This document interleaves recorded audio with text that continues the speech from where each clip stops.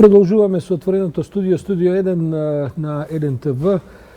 Продолжуваме со програмата во која се обидуваме да расследиме различни агли од македонската секојдневие, историја, иднина, перспективи и така натаму.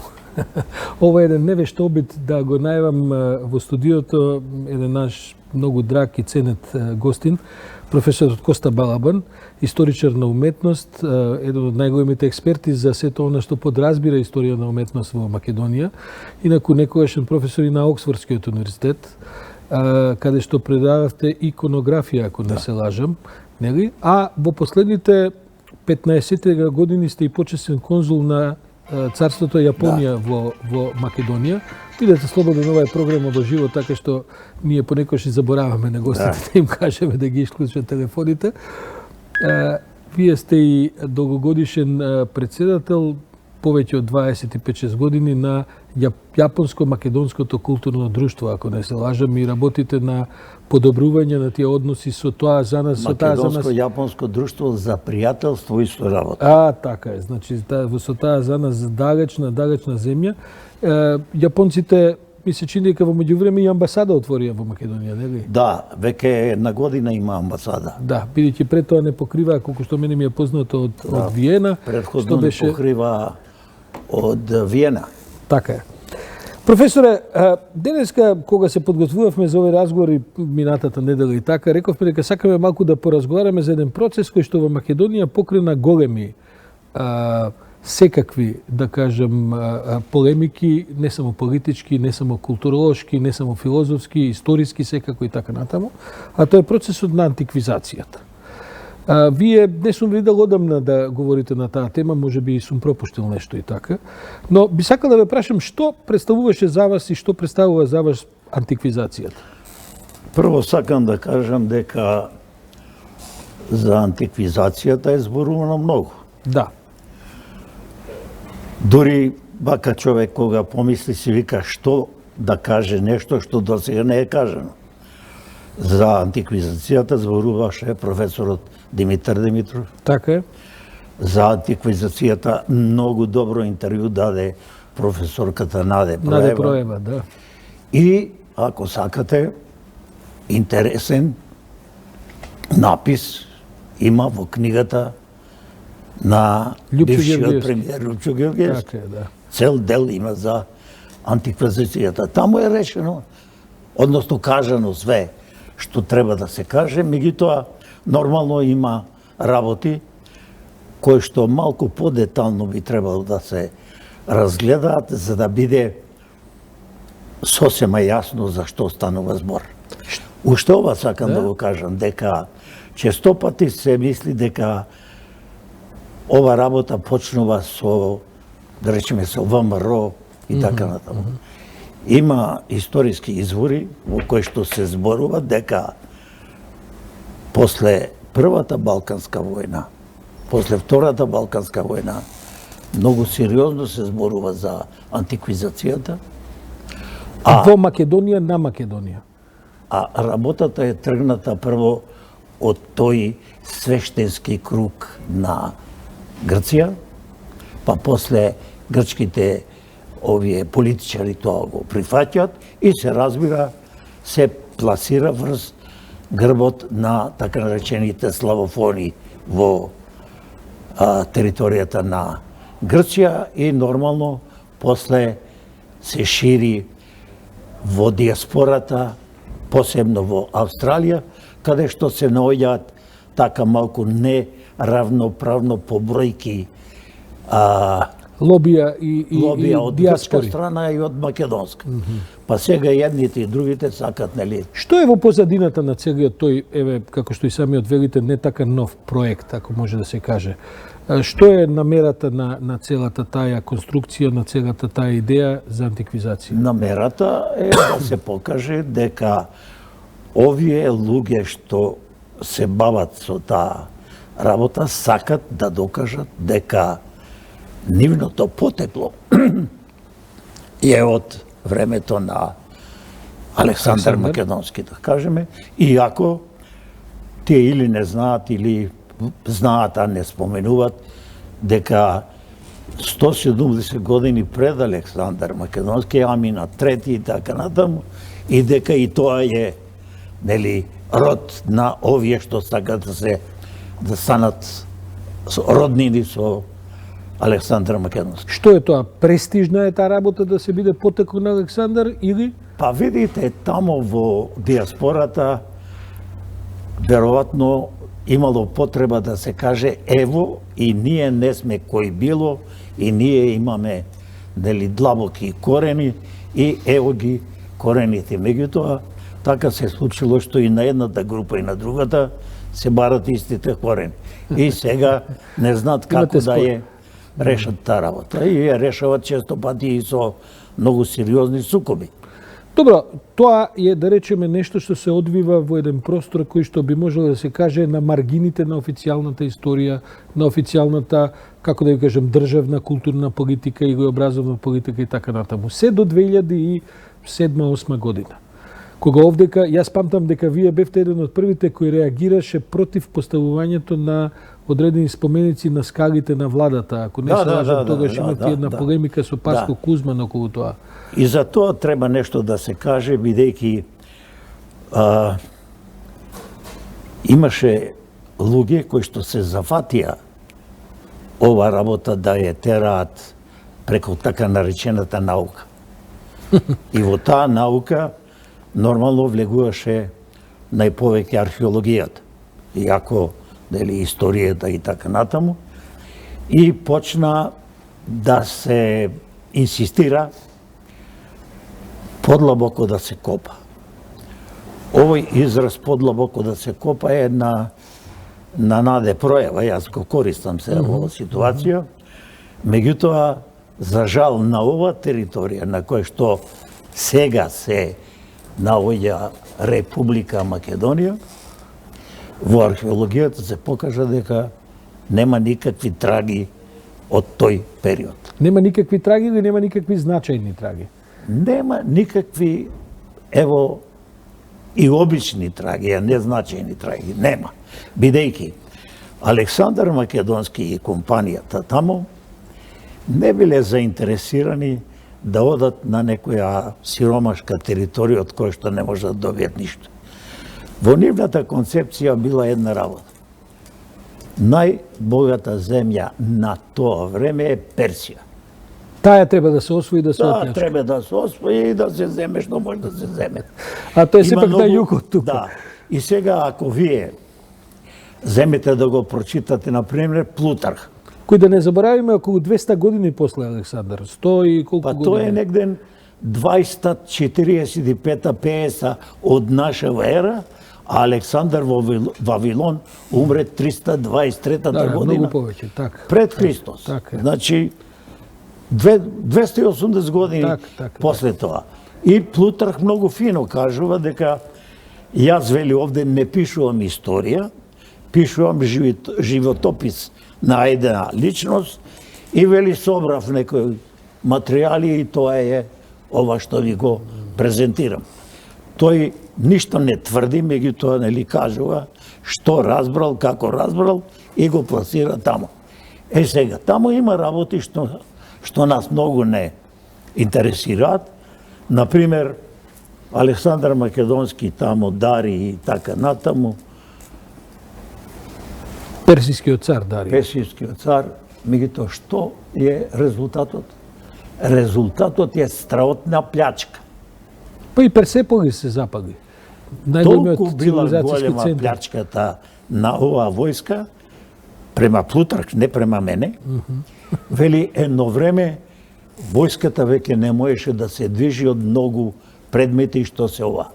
И многу битна работа е Александар Македонски на мајка му во Илирија испраќа подароци оплячкани од дворот на персискиот цар Кремол. Тоа е вистината. Односно, не знам дали е вистина, бидејќи Плутарх не тврди дека се што кажал е вистина. Туку А ја го од кажу него- оно што го слушнал. Да, а ја од него го прочитав. А потоа од Плутарха наваму направени се разни митологии. сега- Што е суштината на таа митологија? Зошто се изгради толкова митологија, се разбира, не само во Македонија, туку во целиот свет околу ликот на Александар? Па, ево што е. Изгледа на луѓето страшно многу им се бидисува некој што во некоја битка победил. Јас пред известно време бев запрепастен кога во раце ми дојде првата книга што е напиша Жуков и последните книги што ги издаде Жуков. Говориме за Жуков, за рускиот Жуков, маршал. маршалот, командантот. Знаете дека стравотно се разликува првиот и овој вториот текст? Во која смисла? Ево во која смисла. Во првиот текст се што требаше да се каже за Сталин не се каже. Во вториот текст се што требаше тој да каже за Сталин го каже. Тоа е голема разлика. Сака да ја кажете, зависи кои извори ги користите, зависи од Тоа тоа е време ги тоа, користите. тоа е истата ситуација со ова. Сега кај нас ја не знам точно може ли да се одреди датум кога почна ова работа со антиквизацијата. Па некои велат дека во модерна смисла со книгите на Васил Топурковски, иако е тоа веројатно Да, прилично добро. доцна. Знаете како се пишуваат тие книги денеска, нели, многу едноставно е. Предпоставам дека ќе одите малку да поседите во библиотека и ќе соберете доволно материјал за Ќе да кажете тамо дека се интересирате да таа тема и на масата ќе ви дојдат нели материјали, а и вие од тој ќе одберете што сакате, ќе го соберете и ќе го даете. Да Но се сепак опече. во политичка смисла е занимливо зошто се откажуваме или се откажа некои од тие луѓе и не само некои, туку и дел од официјалната историја од славјанското потекло на етничките македонци. Што е таа желба да се оди толку длабоко во антиката? И второ да ве прашам, дали може би нема и некаква логична врска во смисла дека ако на овие територии некогаш била некаква античка империја македонска, дека некакви корени и некакви, како да кажам, историски наслаги може би и до денешен ден следуваат? Види, ние копаме Земја. археолошки локалитети и нормално кога почнуваме да копаме, ние се надеваме дека ќе откриеме тоа и тоа.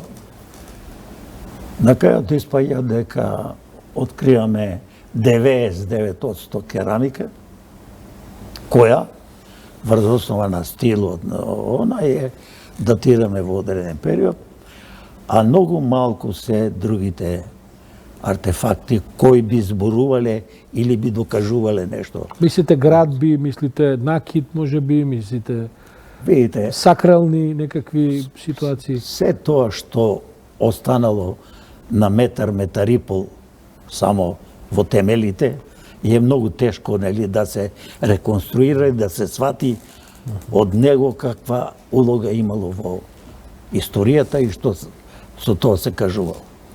Па сепак нема да спориме дека е многу потентен тој мит што се изгради околу Александар Македонски. Да.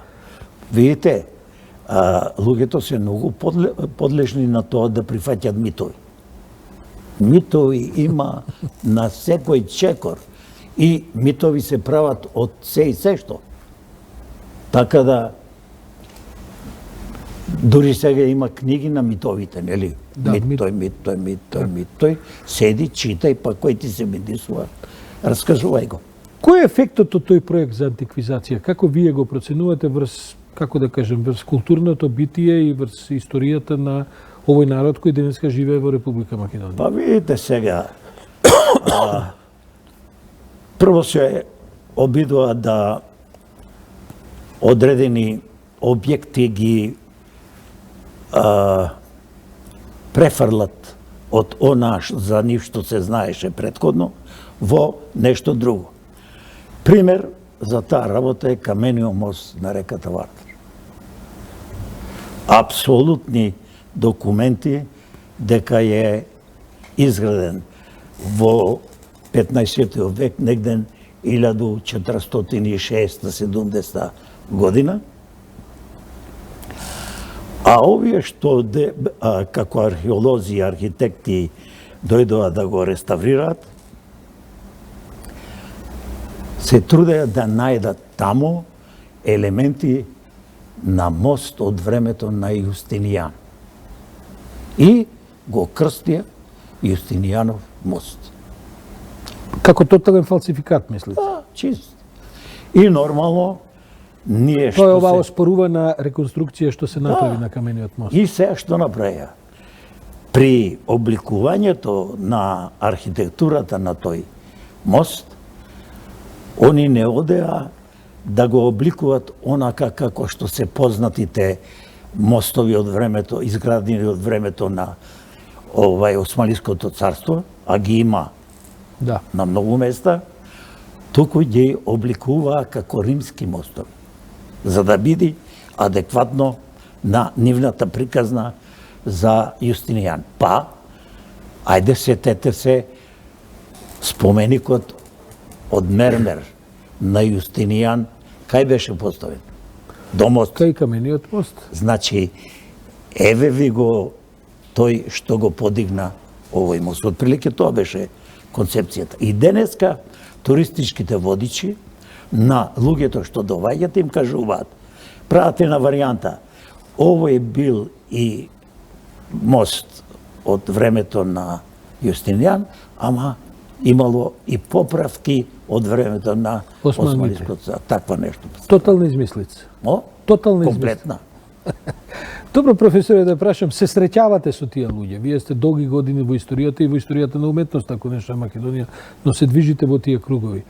Ги знаете некои од тие луѓе кои што овдека пропагираа со години дека еве овие сите работи што сега дури и реставрираа, дури и дава предлози за ново градби и така натаму. Еве поминавме низ оваа фаза на барокизација на Македонија. Видите, нормално јас се среќавав со тие луѓе, меѓутоа Кој е нивното кредо? од Кој е нивното? дискусиите не произлезе ништо. Па тргнавме со пишан збор.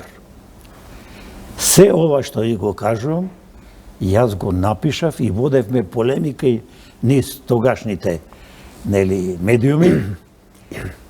Ние докажувавме нашата теза, која што е вистинска научна теза, затоа што има документи и што е најважно, има книги издадени. Да не ја споменав книгата на Лидија Богојвеќ Кумбараџи, у која што на извореден начин е тоа представено. Постојат документи. Постоеше и плоча на на мостот.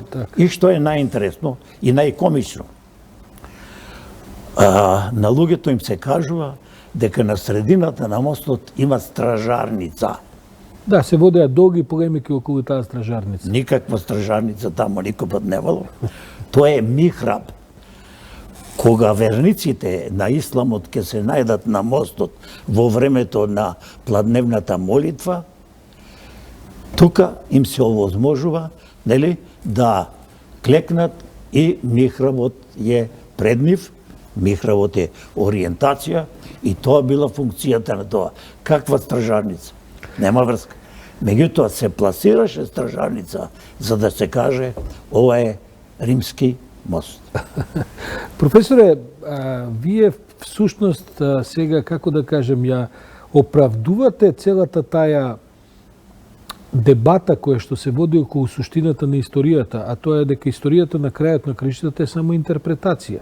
И таа интерпретација во принцип ја пишуваат победниците. Па ако сега се сменила власта и дошле некои кои сакаат да гледаат на Александар Македонски како на една митологија која треба да ја пренесат актуелно, дека тие имаат право да интерпретираат историјата така како што сакаат. Да, меѓутоа имајте во предвид дека историјата е една сериозна наука и има сериозни научници кои не подлегнуваат на вакви приказни, а фактите што ги добиваат ги проверуваат на сите можни начини. Ако сте имале можност да ја видите книгата на Димитри Оболенски Byzantine Commonwealth, или на Острогорски или на... Да, тие се познати на Острогорски, да. Ќе видите дека они се трудат да направат од таа историја наука. И тоа е наука. Меѓутоа, ние другите што пишувавме наука, нели по некој пат пишувавме наука со предпоставки. Си направивме една предпоставка и почнуваме да ја браниме. А таа предпоставка во суштина не се базира на реални, проверени документи. Впрочем, како што и во вашата новинарска струка работата, нели? Ние се бавиме со интерпретации, со интерпретации. Така е. Така да од таа работа има само штета, а за штетите за да се констатират, треба да помине баѓа време. Како мислите дека ќе просуди, да кажем, историјата што следува за ова време во кое сега живееме? Како ќе бидеме оценети како, па ајде да не кажем сега крупни зборови да употребувам, како нација, како наука, како историска мисла, како политика, како култура, низ ова се што поминавме во последниве 10 години во еден обид да се рекалибрира, да се препише целата. Јас се надевам дека тие историчари кои што ќе се занимаваат во иднина со нас и со оваа проблематика, ако се вистински научници, ќе најдат што е клучот на нашето однесување. А ако се такви како што сме ние или како што се некои други, тоа кој знае од тоа што ќе излезе. Вие во тие занимавања на идните историчари ќе падне и делот во кој што вие учествувавте во конкурсот, ако не се лажам, на почетокот на 90-тите во усвојувањето на македонското знаме. Да. Уште една историја, поминаа ли доволно ли се 30 години за некаква 30 години за некаква историски осврт и оценка врз тоа како изгледаше се? Па ево, ако сакате може малку Па повелете, затоа ја прашувам. Бидејќи знам дека бевте во тоа. Собранието на Република Македонија, чиј што председател во тоа време беше Стојан Андов, имаше потреба да постави прашање за добивање знаме и грб на Република Македонија. На Република Македонија. И по старото правило формира комисија. У комисијата се мислеше дека треба да има и ликовни уметници, историчари и така натаму. Димитар Кондовски го поставија за председател на оваа комисија. Јас бев еден од членовите. И се распиша конкурс. Тога се добија огромен број на поднесувачи. 3700 мислам. Да, знам дека и тогаш беше цифрата. Да, имаше цртани, пишувани, бришени, што немаше предлози. И нормално ние 2-3 месеца многу сериозно работевме од таа маса на пристигнати предлози да видиме кој најповеќе би одговарал. По долги дискусии и така натаму излучивме од сетата работа 3 предлога кои нас ни се сторија дека се адекватни на потребите, дека се интересни, дека ликовно се издржани и така натаму. И на седница на која председаваше Стојан Андов, кој гледам дека е во кондиции да се сети за ова. Да, сигурно. Може да се сети. Овај му изложивме, му предложивме. Тој тоа го прифати, меѓутоа тој можеше да го однесе тој предлог на пленарна седница. Така е. Го однесе на пленарна седница и од таму донесе црвено знаме со амблемот од Кутлеш. Тој не беше меѓу предлозите? За тоа не сме ни дискутирале. И нормално ние бевме матирани, не знаевме што да правиме. Јас единствено, мислам во утрински вестник ли беше, кај беше, напишав еден текст у кој што кажав: ова што е избрано, ако ништо друго, најмалку е знаме без автор. Што представува сонцето од Кутлеш? Кое што некако сега се представи како еден белек кој треба да биде исто така дел од една митологија. Кога Александар Македонски пристигна во Египет, првата работа од некои негови причини беше да отиде и да однесе дарови на најзначајниот бог, богот на сонцето Амон, и бидејќи богот на земјоделието Ра во тој период веќе беа споени, беше Амон Ра, дали да се поклони и да ги даде тие дарови. Утина боговите Така. се даваа поднесува дарови од тогаш дарови. до денеска. Затоа што свеќата што е палиме е практично жртва. Дарови и Нели? жртви, така е. Дар на Богот. И добро, тој ги дал даровите и така натаму, меѓутоа за неговите соработници веројатно и за пошироката таа публика на која што тој рачунал, тој сметаше дека е многу добро да копира некои постари работи, да се провозгласи за син на богот Амра. Како директен наследник. Син. И дал изјава дека ја не сум син на Филип II, јас сум син на богот Амора. А бидејќи е син на Бог, значи и тој е Божја суштина. Готово.